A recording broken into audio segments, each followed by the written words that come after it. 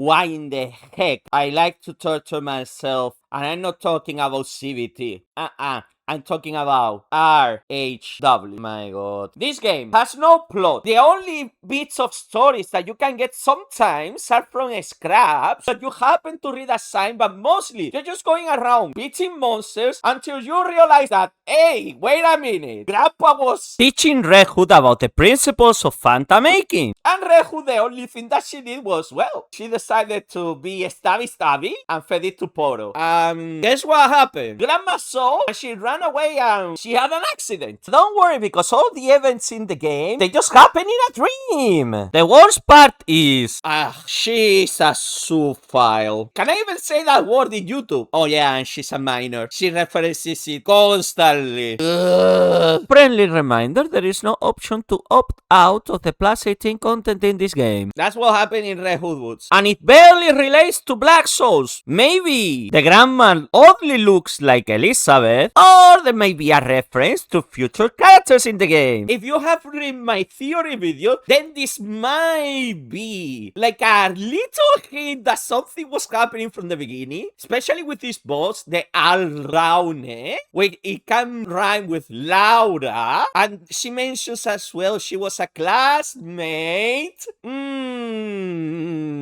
You are not gonna get any extra context for Black Souls. What about the gameplay? The gameplay is as playing RPG Maker Slop as you can imagine. And let's not talk about how confusing it is to even start the frigging game and find your way through. This is worse than not patching Black Souls 2 or 1 when you decide to buy it on Steam. And well, talking about the difficulty, it ranges from very easy to hell. It also only has one difficulty setting, so there is no replayability to be held here. And other issues with the game are getting gold in this game is for nothing. The shop is useless, so you will literally have to grind for all the frigging veggies because there is not even a level up option in this game. You need to frigging destroy the enemy like this is frigging Final Fantasy 7 or something. And yes, eventually the shop will start selling veggies, but that's like in the